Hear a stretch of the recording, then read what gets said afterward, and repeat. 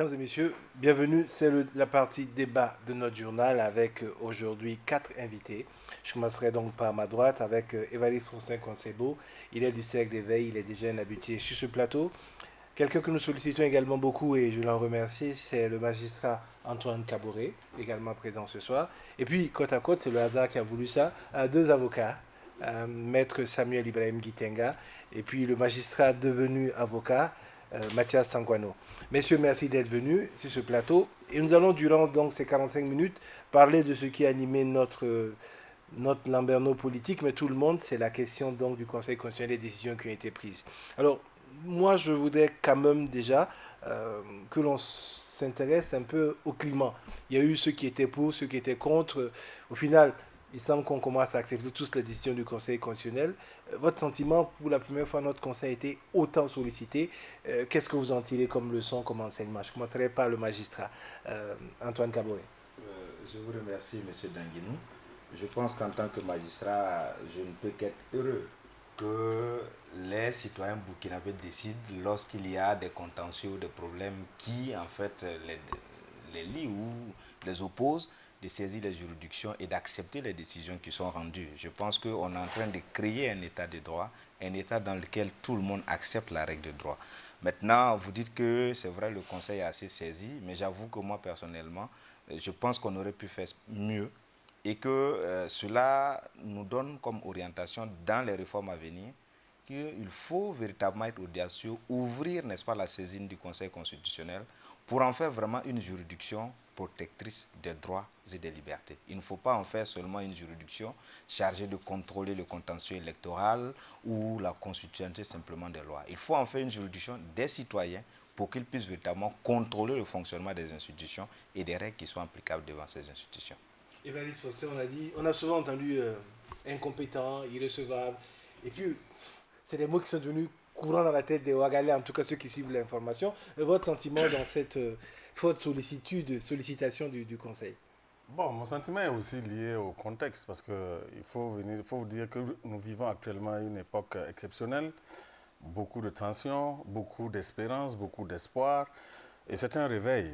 Moi, de notre point de vue, moi je pense que c'est la démocratie qui est en train de se construire et ces recours sont en fait le reflet, peut-être le reflet, j'allais dire, d'une peut-être reconnaissance quelque part de la justice qui redore son blason. C'est vrai que le Conseil constitutionnel, ce n'est pas une juridiction ordinaire, mais d'entrée quand même, si on doit regarder les décisions qui tombent, les premières décisions qui sont tombées, notamment en ce qui concerne donc l'invalidation de certains candidats, bon, on doit dire que bon, ça va dans le sens un peu de l'opinion, hein, et ça va dans le sens de, comment dirais-je, d'une justice sociale qui est patente, qui est là, qui attend que tout le monde... La preuve, c'est que ça a suscité... Ça ne devrait pas être le cas parce que là, on dit que le juge donne quand il donne sa décision, on ne doit pas ressentir des sentiments ou des trucs, mais quand même, tout cet enthousiasme-là, on peut dire que quelque part, le peuple se retrouve un peu dans ses décisions. Alors, les deux avocats, est-ce qu'au final, c'est une direction qui est plus politique qu'on écoute Faustin que dans la lecture? Est-ce qu'on n'a pas fait plus de politique que de lecture pure du droit? Maître Guitenga. Okay, merci. Je dois reconnaître que le fait qu'il y ait eu beaucoup de saisines du Conseil constitutionnel va justement dans le cadre du renforcement de l'état de droit et de la démocratie.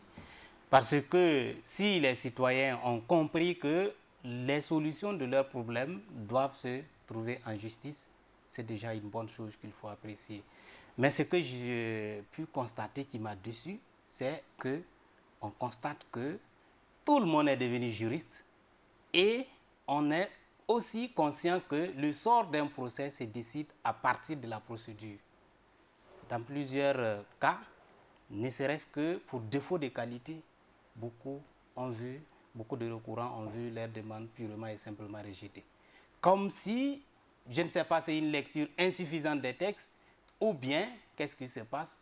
Je pense qu'il faudra que l'on s'attache davantage les services des professionnels à la matière si l'on veut éviter un tant soit peu ces facilités-là de décision du Conseil constitutionnel. Parce que quand vous ratez la procédure, ben vous donnez du pain béni à votre adversaire. Alors, il n'y a plus à aller au fond. Maître me permet de passer à la deuxième question. C'était celle liée justement à, comme vous dites, à la qualité de celui qui introduit le recours. Il y a quelque chose qui s'est passé qui, moi, m'a scié quasiment. C'est comment se fait-il que les associations de la société civile qui défendaient les questions, notamment des femmes, ont pu être aussi légères, je pèse et je choisis mes mots, dans l'introduction de ce recours-là, à tel point qu'il ne soit pas la personne qualifiée pour porter le recours. Mathias Tangwano. Merci. Bon, je crois que l'ambiance dans laquelle les recours sont intervenus, il y a eu énormément de précipitation, énormément de passion. Mais d'abord, il faut saluer quand même l'œuvre de ces associations féminines. Elles n'étaient pas les seules.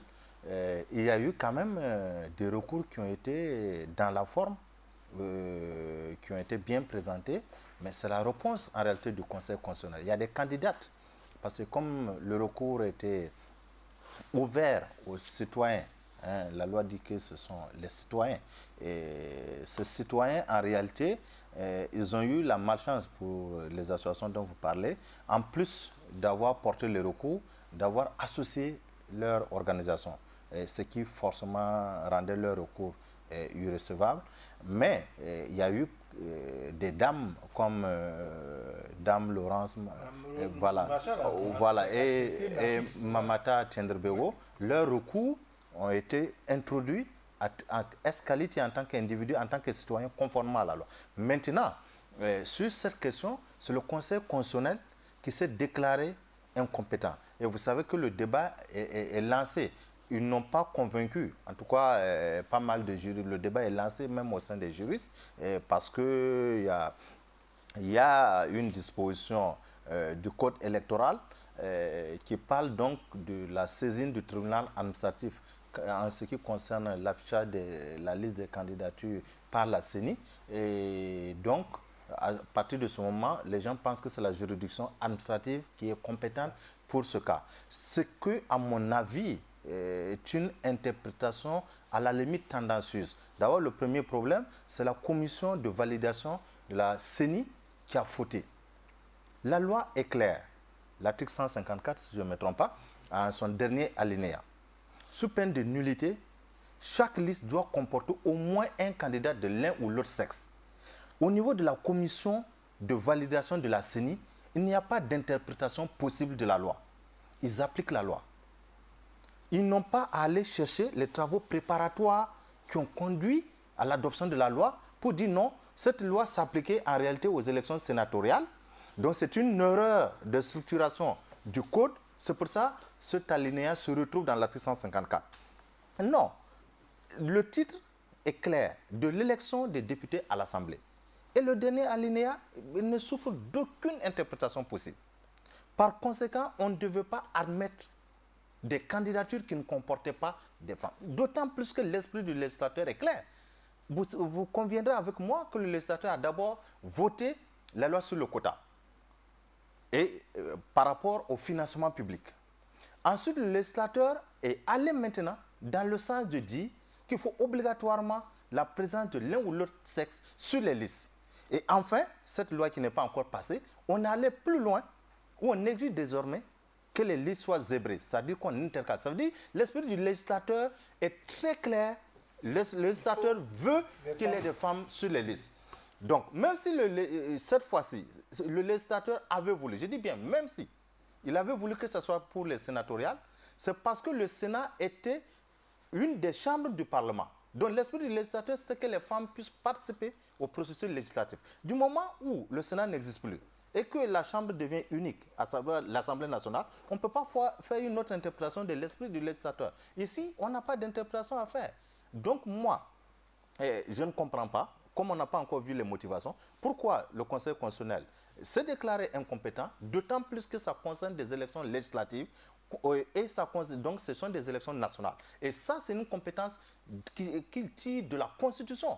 Une loi ne peut pas venir remettre en cause une compétence constitutionnelle qui donne au Conseil constitutionnel le monopole du contentieux électoral en matière d'élection nationale.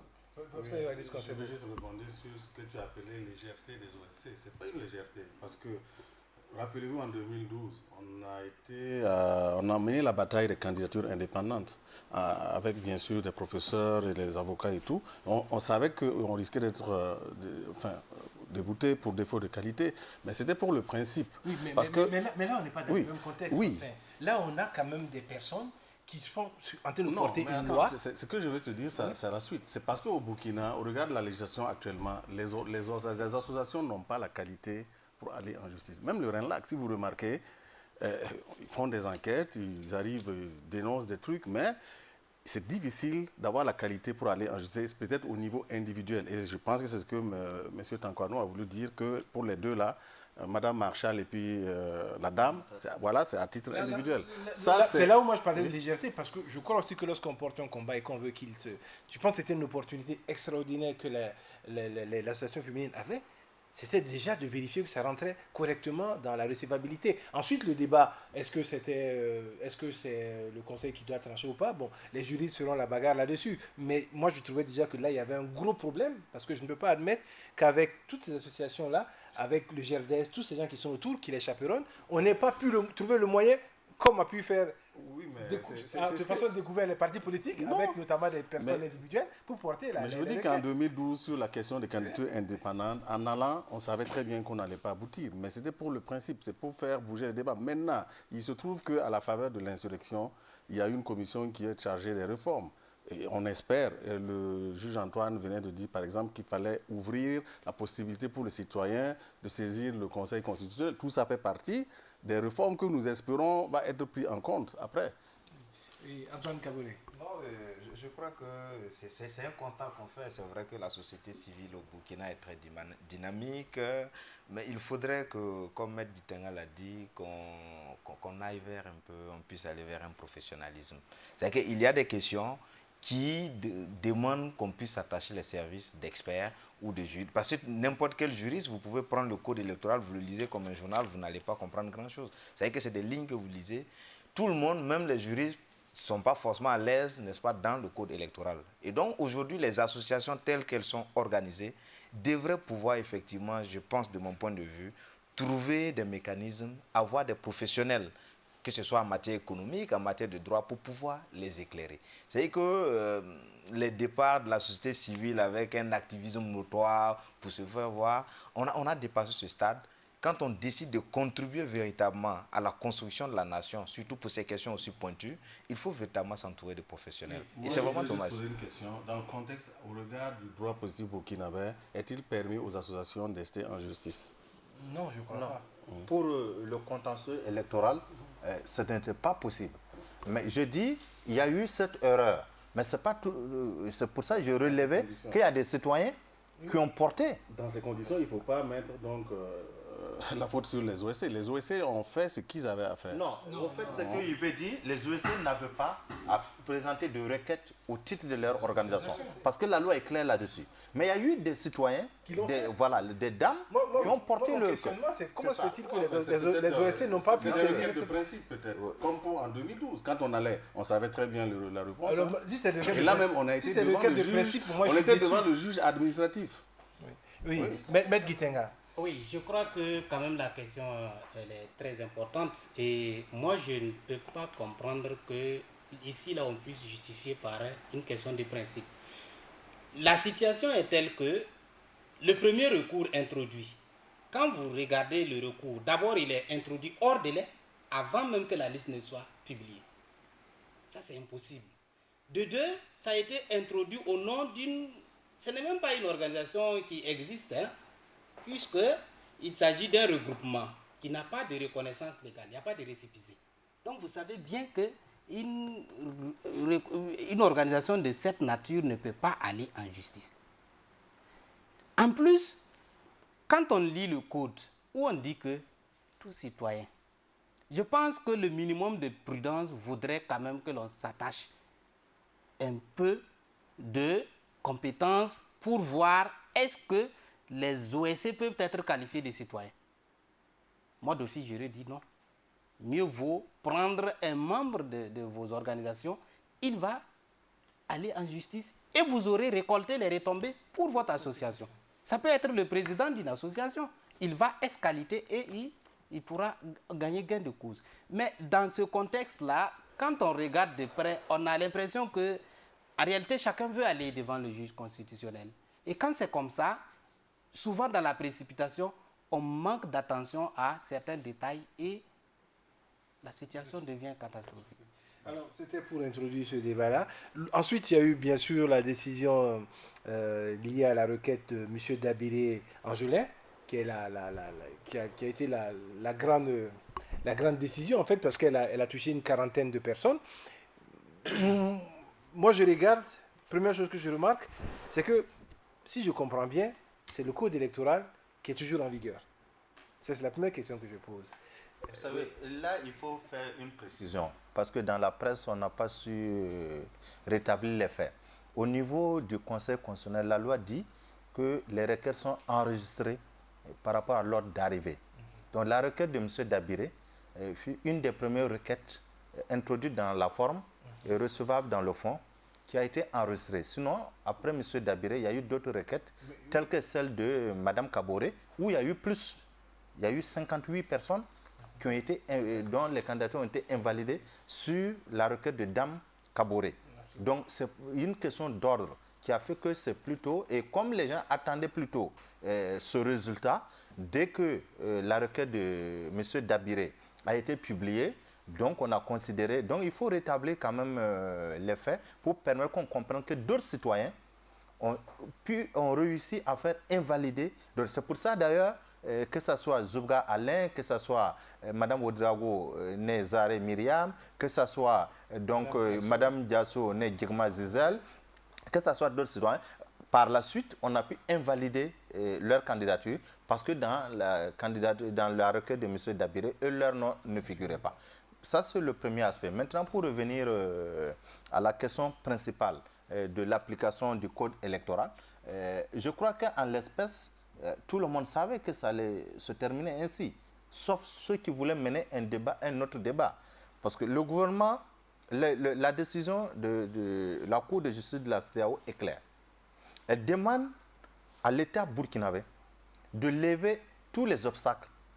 Ça veut dire que le juge communautaire, dans son esprit, ce n'est pas au Conseil constitutionnel de venir appliquer leur décision, mais il faut auparavant que les gouvernants modifient la loi.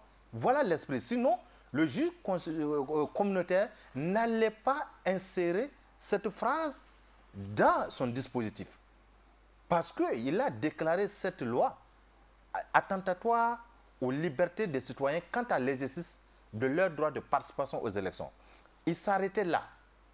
Mais en ajoutant dans le même dispositif qu'il ordonne ou demande, c'est une injonction d'ailleurs, à l'État burkinabé de lever les obstacles, ça veut dire que le juge communautaire place le juge constitutionnel dans une situation où, tant que le droit positif demeure le code électoral, c'est l'article 135 qui allait s'appliquer.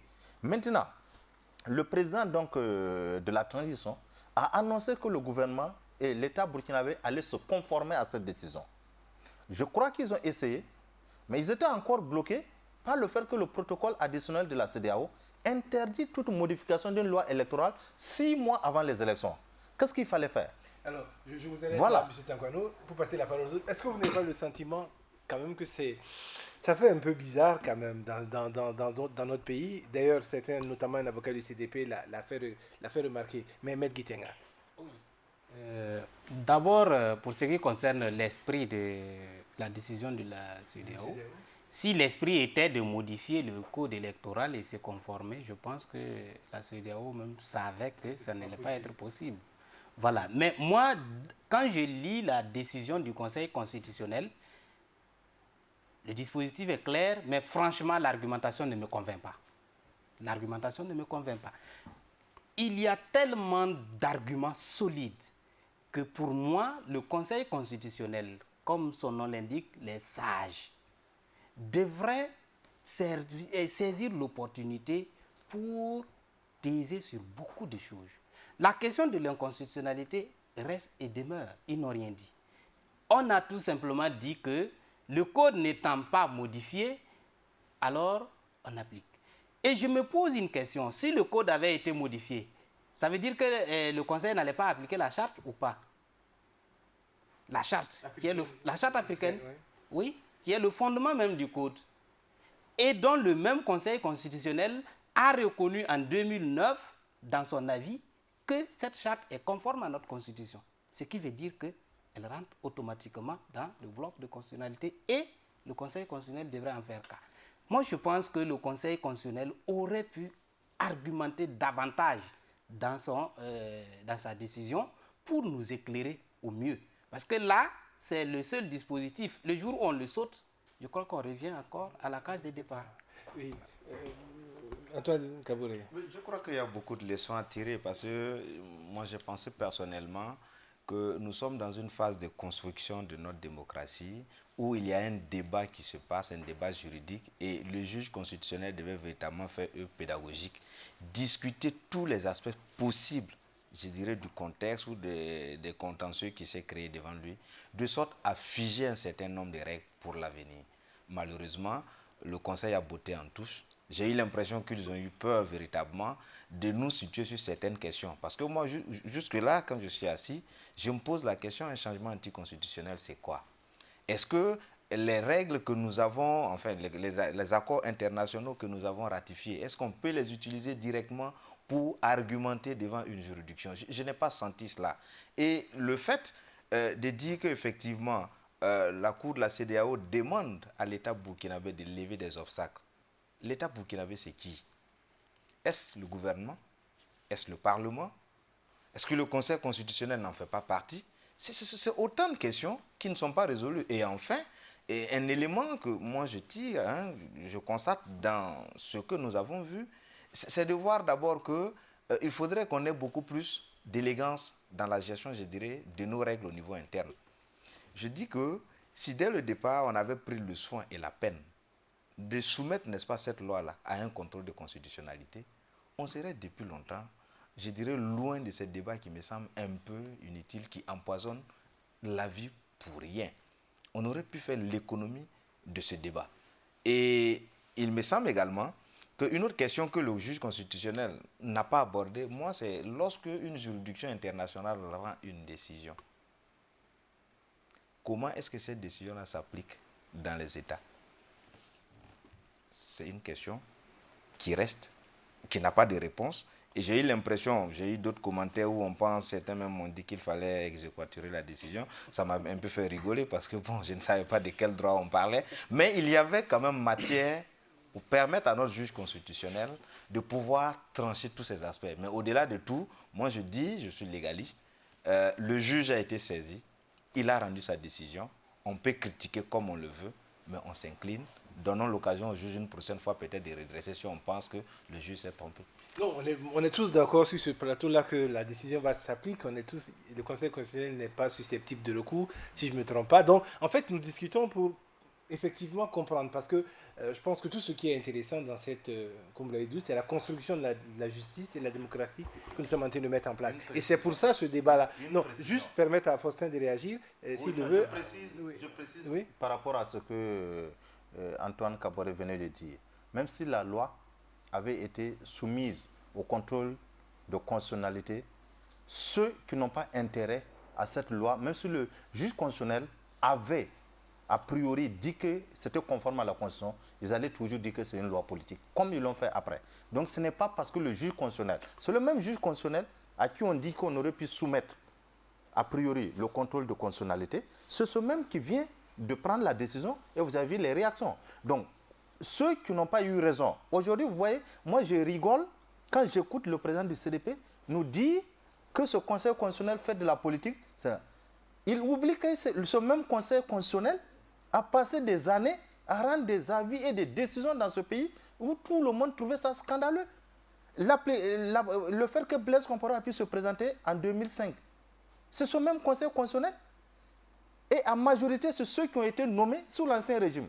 Donc, je crois quand même que si on est dans une construction démocratique, il faut que les uns et les autres sachent raison garder et ne pas se mettre à jeter l'opprobre sur nos institutions républicaines. Aujourd'hui, personne ne peut nous dire que ce Conseil constitutionnel est pire que celui que nous connaissions avant. Là, je m'inscris en faux. Maintenant, personne ne l'a dit ici, non, hein. je parle par rapport aux réactions, puisque c'est ça. Maintenant, en ce qui concerne tout ce qu'on a dit, nous sommes tous d'accord qu'on aurait voulu que le Conseil constitutionnel fasse plus en termes d'argumentation juridique. Mais reconnaissez que c'est la première fois qu'on ouvre le recours aux citoyens, que 9 personnes qui se retrouvent avec une trentaine de recours, qu'on leur demande de vider en 8 jours, ne leur demandez pas de rentrer dans des théories où ce n'est pas évident qu'ils allaient respecter. Premièrement. Deuxièmement, je crois, c'est vrai, ils ont fait une application à minima, mais la loi étant claire à leurs yeux, l'article 135 ne souffre pas de débat. Le juge constitutionnel constate. Sinon, par rapport à la définition de ce qu'est un changement anticonstitutionnel, ça y est, au niveau du protocole additionnel adopté par le Burkina, créant la Cour africaine de justice. La Cour africaine a défini ce qu'est un changement anticonstitutionnel. Ça y est, voilà, le document est là. Le Burkina l'a ratifié. C'est parce que les gens ne veulent pas. Ça y est là. Le changement anticonstitutionnel s'est défini comme un crime. C'est clair, c'est net. Et c'est l'ancien régime qui est allé ratifier. Ce n'est pas la transition. Oui. Donc voilà, c'est là-dessus qu'il faut Je peux placer Non, avec toute cette polémique-là, on la voyait venir. Parce qu'elle est née à partir de la loi CNT. Nous, on était partisans d'une procédure judiciaire. Et sur la base uniquement des 30 morts, on pouvait impliquer les gens. On allait aboutir à des condamnations, on allait aboutir à des exclusions et ça n'aurait pas du tout inquiété quelqu'un.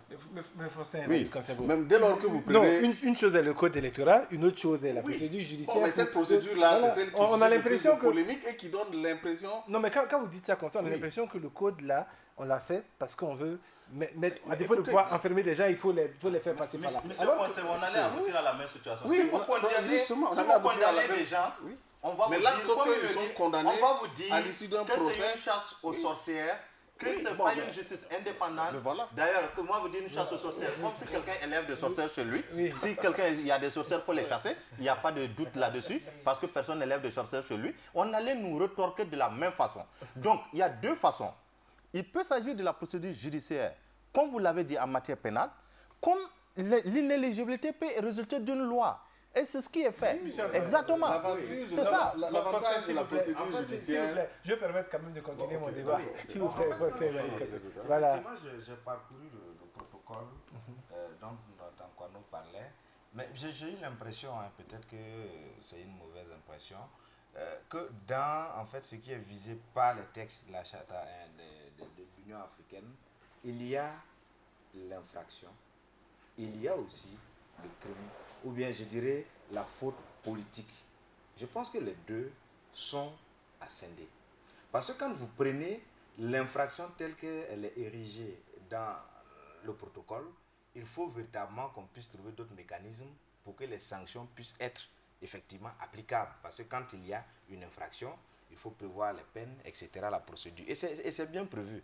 Il y a aussi les décisions que les organes politiques de l'Union africaine peuvent prendre, le Conseil de paix et de sécurité qui reconnaît une situation, qui décide de sanctionner les acteurs politiques, on interdit les voyages, etc. Et ça, ce n'est pas la procédure judiciaire. Maintenant, en fait, nous, on est resté dans une situation où, effectivement, on a voulu ériger ça en une faute politique qui donne lieu à des sanctions sur le plan politique, inéligibilité et autres. On n'est pas allé sur le terrain pénal.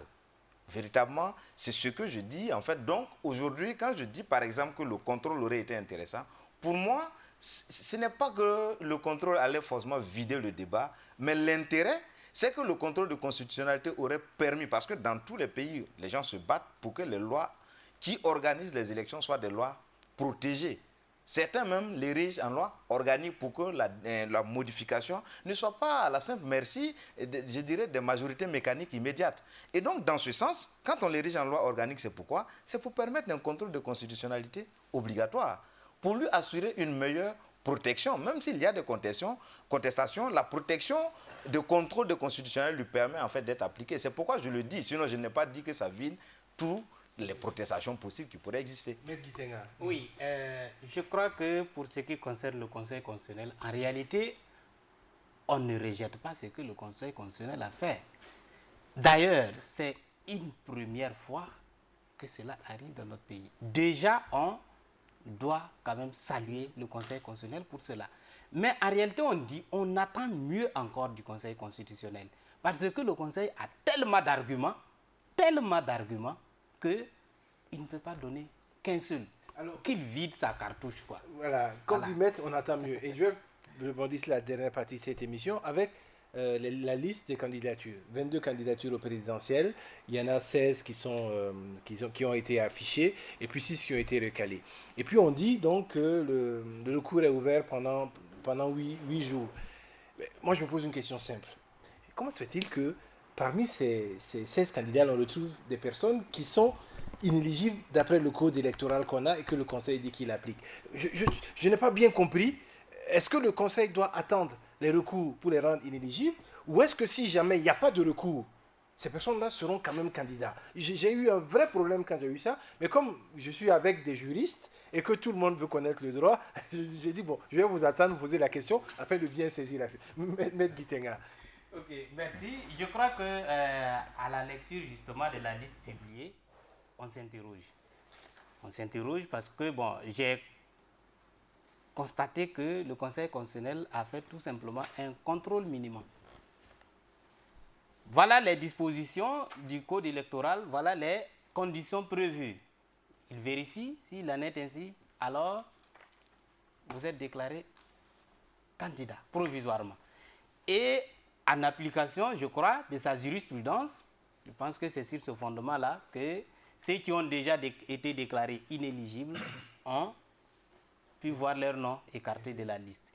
Mais là où se pose la question, c'est de savoir, est-ce justement le Conseil constitutionnel attend qu'il y ait des recours pour que ceux-là qui se trouvent dans les mêmes situations que ceux qui ont été déjà écartés et qui ont leur nom sur la liste puissent être écartés, ou bien qu'est-ce qu'il faut faire? Parce que le risque est qu'il peut y avoir des recours et des recours déclarés irrécevables. Les mêmes candidats qui sont dans des situations identiques à celles de ceux qui sont écartés verront leur nom sur la liste et iront en compétition. Je pense que le Conseil constitutionnel aurait pu, en même temps, voilà, se saisir de la question et la vider. Bon, excusez-moi parce que je ne suis pas juriste. L'article 129, pour s'assurer de la validité des candidatures déposées et du consentement des candidats, le Conseil fait procéder à toutes les vérifications qu'il juge utiles. Pour moi, la vérification, c'est également voir est-ce qu'il est éligible ou il est illégitime. Ça fait partie du code. Non, oui. Non, vous savez, nous n'avons pas la pratique de l'autosaisine. Vous voulez amener le Conseil constitutionnel à aller dans l'autosaisine. Moi, à la lecture... non, je regrette, ça c'est pas de l'autosaisine. Ils ont l'obligation de vérifier la candidature. Oui, c'est ce qu'ils ont fait. Écoutez jusqu'au bout. Écoutez. Le pouvoir aussi de s'autosaisir. Bien évidemment, en l'espèce. Je parle de l'espèce. Ils ont ce pouvoir est là, mais en l'espèce, en ce qui concerne la question de l'éligibilité, l'article 131 dit que le recours contre le droit de réclamation contre la liste des candidats, c'est ouvert aux candidats qui se sont présentés. Ouais. À partir de ce moment, qu'est-ce qui s'est passé? Quand vous lisez, vous voyez, sur les 22, il y a ceux qui n'ont pas rempli les conditions administratives. Donc, le défaut de paiement de la caution ou l'absence de casier judiciaire. Immédiatement, eux, c'est ça l'application de l'article 129 que tu venais de lire. Donc, ils ont fait les investigations nécessaires. Maintenant, il y a ceux déjà qui avaient une double candidature, qui étaient déjà candidats aux législatives, et que le Conseil a statué sur leur cas, puisque c'est les candidatures individuelles, c'est sur la personne. Donc, ces individus, le Conseil a déjà trouvé qu'ils étaient inéligibles au niveau des législatives. Naturellement, ils ne peuvent plus être éligibles au niveau des présidentielles. Absolument. Maintenant, il y a ceux que l'opinion pense qu'ils sont dans le même cas que ceux qu'on a déclarés inéligibles sur la base donc, de l'article 135 du Code électoral et qu'on pense qu'eux aussi, ils ne doivent plus être. Le Conseil constitutionnel n'est pas allé dans le sens de faire de l'autosaisine. C'est à ce moment que je dis l'autosaisine. Ils ont voulu faire l'application stricte de l'article 131 effectivement, que c'est ce qu'on pense qui tombe sous le coup de la loi, que ce soit les candidats, donc parmi les 16 qu'ils ont affichés, que ces gens-là puissent attaquer les candidatures des autres candidats. Donc voilà l'explication au niveau du Conseil constitutionnel. Quand vous lisez, c'est la seule explication qui les a amenés. Maintenant, est-ce qu'il aurait fallu qu'ils attendent cela ou qu'il aurait fallu, là c'est une question de débat qui est lancée, je ne peux pas compter ça à quelqu'un, son droit de trouver que le Conseil aurait pu s'auto-saisir. Oui, oui, c'est vrai que j'ai trouvé quand même la démarche, je dirais, assez curieuse.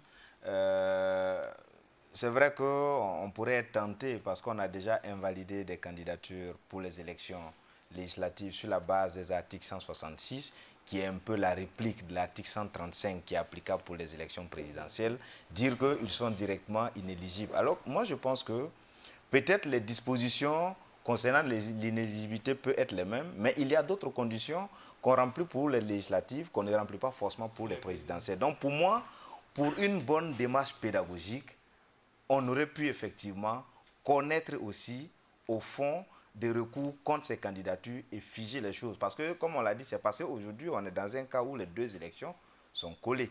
Et donc, on a l'impression que pour ce qu'on a décidé pour les législatives vaut directement pour les présidentielles. Mais ça peut s'expliquer, parce que quand vous lisez l'article en réalité 136, vous voyez qu'on dit qu'est interdite la publication de la candidature d'une personne inéligible en vertu des dispositions des articles précédents. Mais c'est là où moi j'ai un problème. Puisque l'article 166, ce n'est pas précédent. Est-ce que si on dit qu'on s'est fondé sur les articles précédents, c'est que l'article qu'on vit, c'est l'article 135. Alors que l'article 135 n'est pas utilisé pour les élections législatives. Là-bas, c'est l'article 166 qui est la réplique exacte de l'article 135, mais ce n'est pas un article précédent. Et donc, pour moi, le fait de déclarer directement inéligibles les 6 candidats, ça ne peut pas se justifier au regard d'une disposition du code pénal. Pardon, du code électoral. On aurait pu le faire si effectivement on se basait sur l'article 135, mais qui n'a pas encore été appliqué pour moi, puisqu'il n'y a pas encore un contentieux qui est né. Et donc, véritablement, ces genres de questions font que moi, je reste un peu sur ma soif par rapport à la manière de travailler ou la manière on motive les décisions. Je pense que c'est là même que le problème se pose. Parce que, justement, si le Conseil a pu écarter des gens sur la base de cet article, c'est qu'ils ont fait des investigations. Et s'ils l'ont fait pour certains, pourquoi ne pas le faire pour tout le monde? Non, non. Ah oui, puisque, s'il vous plaît, vous voyez, comme vous venez de le dire, on dit les articles précédents. Et le Conseil a fait application d'un article qui n'est pas précédent pour tenir compte de l'inéligibilité de ceux qui ont déjà été déclarés inéligibles. Moi, je pense que si l'objectif était d'attendre un recours pour se prononcer, publier la liste et attendre le recours pour se prononcer. Mais si vous êtes déjà convaincu de ce qui se passe, que tous ceux qui sont dans la même situation subissent la même sanction. Oui, moi je dirais que dès le départ, même tout est biaisé. Hein, parce qu'on n'arriverait pas à me convaincre ou à me donner une définition assez satisfaisante sur la notion d'ancien dignitaire. Bien sûr, on va vous dire que les anciens dignitaires sont ceux-là qui étaient dans le gouvernement de Blaise Compaoré. Bon, si on peut développer ces définitions-là, on peut aller jusqu'à l'absurde et on verra qu'on ne trouvera jamais un terrain d'entente là-dessus. Donc, tel que c'est parti là, moi, je n'attends pas du tout une justice sur ça. Ça sera certainement une décision politique, forcément. Non, donnons une précision. Parce que comme c'est technique, je crois quand même qu'il faut faire une bonne lecture du code. Pour les téléspectateurs qui nous suivent, on n'est pas tous des juristes. Voilà, c'est pour ça que je dis, je veux quand même on donne la bonne information. Ici, le Conseil, l'article 136 est clair. On dit et interdite la publication de la candidature d'une personne inéligible en vertu des dispositions des articles précédents. Point. L'article précédent ici, c'est l'article 135. Son dernier alinéa dit toutes les personnes ayant soutenu un changement intégral. C'est sur cette base que le Conseil avait déjà déclaré inéligible donc des citoyens qui sont candidats aux élections législatives. C'est où la confusion? Il n'y a aucune confusion. Non, 135. 135. L'alinéa de l'article 135. Mais 135 ne s'applique pas aux élections législatives. Mais oui, mais écoute. Il y a cependant nécessaire pour les élections aussi municipales. Donc vous ne pouvez pas viser une disposition des élections législatives pour... Enfin, c'est mon entendement. Ils n'ont pas visé... Non, c'est là où tu fais la confusion. Okay. Ils n'ont pas visé l'article 166. Pour les élections législatives, des individus ont été frappés par l'article 136. Donc, ils sont inéligibles. 166 pour les législatives. Ils sont dans la même condition du dernier alinéa de l'article 135. C'est-à-dire qu'ils sont déjà inéligibles. La loi dit que le Conseil ne peut pas publier leur nom. C'est simple. S'ils n'avaient pas été candidats pour les législatives, effectivement, le Conseil ne pouvait pas se prononcer parce que le Conseil n'a pas. Ici, le Conseil a déjà pris acte qu'ils sont inéligibles parce que c'est le même alinéa de l'article 135 que se retrouve dans l'article 166. Il n'y a pas de confusion possible. C'est ça. Il y a deux contentieux. Non, il n'y a pas de... Il me semble qu'il y a le contentieux présidentiel et il y a le contentieux des législatives. Exactement. Exactement. Pour moi, ce n'est pas la confusion. Une minute, ça va permettre de retomber entre les juristes. C'est vrai qu'il y a deux contentieux, mais les motivations, les motifs pour exclure là sont pratiquement les mêmes. Alors moi-même, je dis déjà d'ores et déjà que pour les présidentielles là, au regard de la liste qui vient d'être publiée là, même en application de l'article 135 qui dit que toute personne ayant soutenu, ça pose problème. C'est ce qui m'amène à dire que ça sera forcément des décisions politiques. Voilà. Okay. Oui, en fait, je disais que ce n'est pas la confusion. Pour moi, ce n'est pas la confusion. C'est comme ce que l'on a dit au départ. C'est le minima, là. Toujours, c'est limité au strict minimum, alors qu'on a plus. Pourquoi cela? Pourquoi attendre chaque fois le recours introduit par les candidats avant de se prononcer, alors que vous savez déjà ce que c'est que le contenu? Mais la loi ne leur interdit pas de faire l'application du strict minimum. Et justement, la loi ne leur... En réalité... Moi, je ne veux pas qu'on laisse le doute au sein des téléspectateurs. Non. Voilà, la loi ne leur interdit pas ça. La loi ne leur interdit pas. Voilà. Mais la loi leur donne aussi pouvoir d'aller plus loin. Voilà, maintenant, donc c'est un choix. C'est leur libre arbitre. Voilà, mais c'est pourquoi j'ai dit que ce n'est pas une confusion. C'est le choix que l'on critique. Parce que il n'y a pas de confusion pour moi. La question, c'est vrai que je fais de la science-fiction, mais c'est quand même, ça serait extraordinaire pour les Burkinabés que s'il n'y ait pas de recours, que des recours soient déclarés irrecevables, etc., on se retrouve avec des personnes qui sont dans la même situation que l'alinéa 4 là, qui soient candidats. Il y aura quand même, je dirais, une injustice vis-à-vis des personnes qu'on a exclues des législatives et qu'on peut permettre. Alors je me demande, est-ce que le Conseil au final n'a pas, comme dit Faustin, été plus politique que juridique? Est-ce qu'ils n'ont pas eu peur de se mouiller? Est-ce qu'ils ont dit, bon, c'est votre patate chaude, je vous la donne, débrouillez-vous. Si vous renvoyez bien, je jette. Si vous renvoyez bien, je jette. Non, justement, c'est s'ils avaient fait ce que vous leur demandez, c'est là où on allait les accuser d'être politiques. En réalité, c'est ça. Ils n'ont pas voulu rentrer dans une démarche politique. Le Conseil a voulu rester strictement dans la procédure judiciaire. Donc, ils se contentent de trancher le contentieux qu'on leur soumet. Déjà que l'atmosphère était tendue et que les gens les accusaient d'être un conseil à la solde ou voulant appliquer la justice des insurgés, je crois qu'ils ont été sages en laissant les citoyens. Si les mêmes candidats qui sont issus des insurgés ou qui sont les mêmes, qui avaient même fait des recours contre l'éligibilité pour les législatives, trouvent qu'ils ne vont pas introduire de contentieux pour les présidentielles, mais on prend acte. J'ai une petite question. Oui, c'est ça. Alors, pour les deux élections, s'il n'y avait pas eu de recours, qu'aurait été la décision du Conseil constitutionnel pour les législatives et les présidentielles? Supposons qu'il n'y ait eu pas du tout de recours. Ça veut dire que tout le monde se serait présenté? Tout le monde se serait candidat? Alors que le code définit des personnes qui sont éligibles. C'est ça la question que je me pose. Oui, non, en fait, moi, je crois que le débat, ce n'est pas qu'on remet en cause le travail du Conseil, mais comme je le dis, les institutions se forgent aussi face, je dirais, à des défis parfois qu'on pense insurmontables. Et aujourd'hui, on avait véritablement l'occasion, et tous ceux qui sont là-bas, plus de la moitié, ce sont des magistrats, c'est des gens qui sont rompus à l'argumentaire. Ils savent tout le temps que quand vous avez des recours devant vous, ou bien des textes, il faut aller jusqu'au bout, expliquer pour qu'on comprenne votre décision. Et nous pensons que On accepte mieux lorsque l'explication est faite. C'est vrai que ce n'est pas forcément une garantie, mais pour ceux qui sont honnêtes, qui veulent une construction, lorsqu'on fait l'effort d'expliquer avec des arguments de droit, vous ne pouvez que vous incliner pour dire que véritablement ce qu'on vous a dit, c'est une décision, même si vous n'êtes pas, ça ne vous arrange pas. Et dans ce genre de choses, je pense que comme M. Ditkian le dit, il ne faut pas donner l'occasion d'interpréter là où on peut tuer le débat avec un argumentaire assez corsé. On va s'arrêter là. Merci à Maître Mathias Sankano, merci à Maître Bitenga Samuel Ibrahim, merci également au magistrat Antoine Kaboré, merci à Faustin Évariste Concebo. Lui, il est financier, il n'a rien à voir avec les magistrats, mais il est président du siècle d'éveil.